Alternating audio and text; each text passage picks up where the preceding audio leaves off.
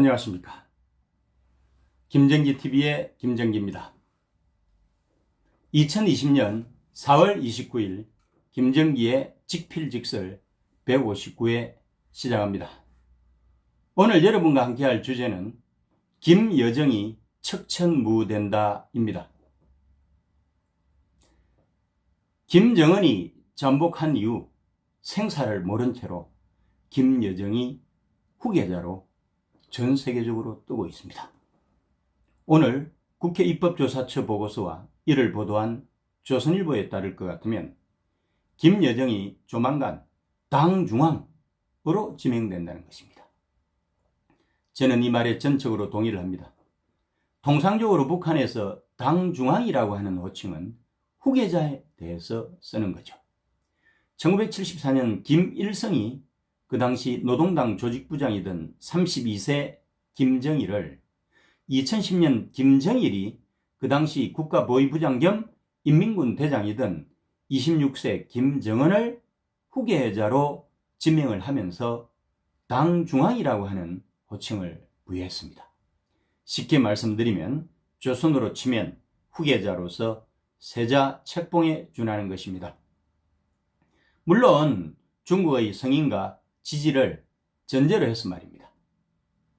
아마도 김정은이 심혈관 가족력으로 치료를 받고 난 뒤에 언제 재발할지도 모르는 불안 속에서 김일성, 김정일이 했던 것처럼 김일성 왕조의 통치를 영속화하기 위해서 후계 체제의 완성을 서두를 수 있다는 것이죠. 김여정을 노동당 조직지도부장, 정치국 위원, 심지어는 인민군 대장으로도 임명을 해서 당중앙 호칭을 부여할 가능성이 크다는 것입니다.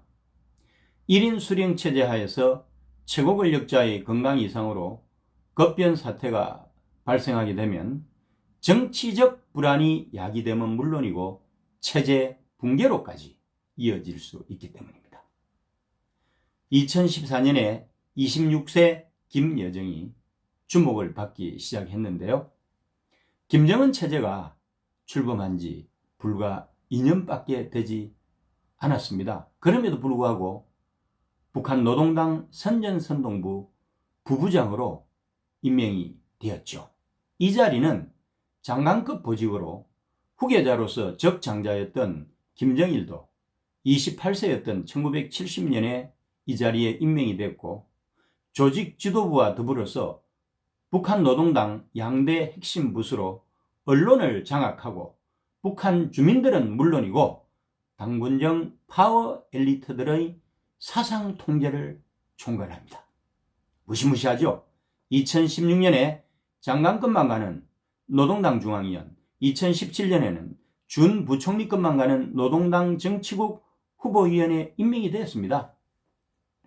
평창 동계올림픽 특사 자격으로 참석을 해서 헌법상 국가수반인 김영남 최고인민회의 상임위원장을 제치고 문재인 대통령에게 김정은 친서를 직접 전달하기도 했습니다. 이후에 국제무대에 화려하게 데뷔를 하지요. 그래서 3차례에 걸친 남북정상회담과 2차례에 걸친 북미 정상회담에서 김정은을 밀착 수행하는 비서실장 역할을 수행을 하면서 실질적으로 권력 2인자의 면모를 보인 거죠. 2018년에 김정은이 심혈관 수술을 받으면서 유사시 상황에 대비한 후계 구도를 본격적으로 구상하게 된 것 같습니다. 아버지 김정일도 2008년 뇌졸중으로 수술받은 후에 김정은 후계 구도에 박차를 가하기 시작했던 것하고 같은 맥락이죠.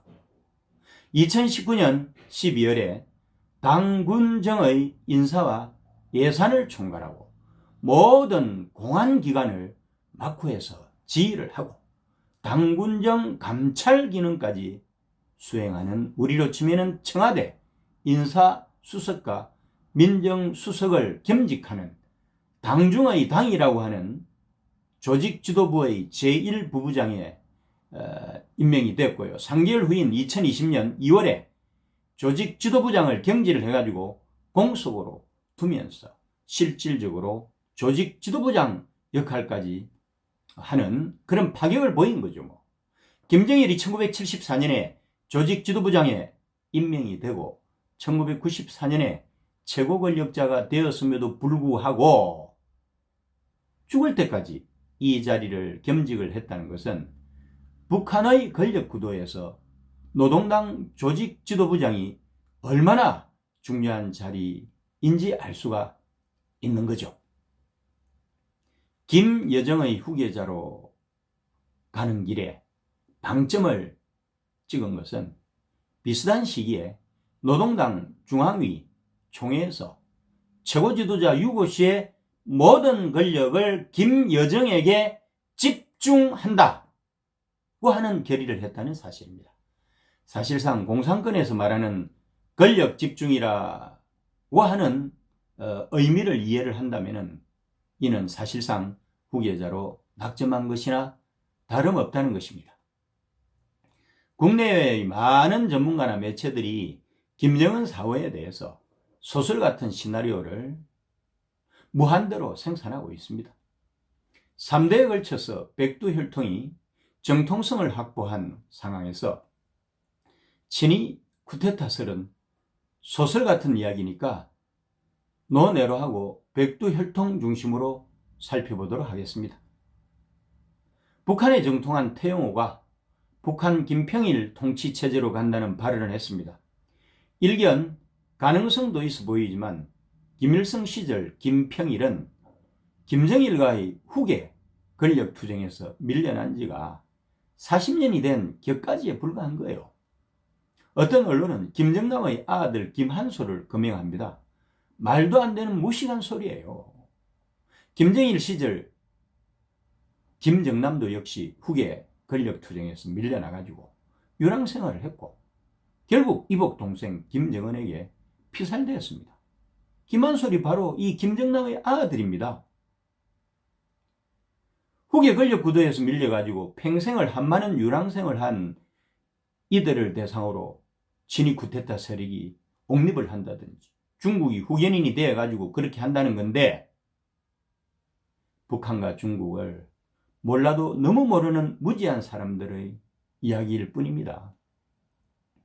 쿠데타 세력이나 중국이 복수혈전에만 골몰을 하면서 통제불능한 폭군이 될 가능성이 많고 결국에는 북한을 망국으로 몰고 갈 수 있는 이 사람들을 선택안으로 보겠습니까?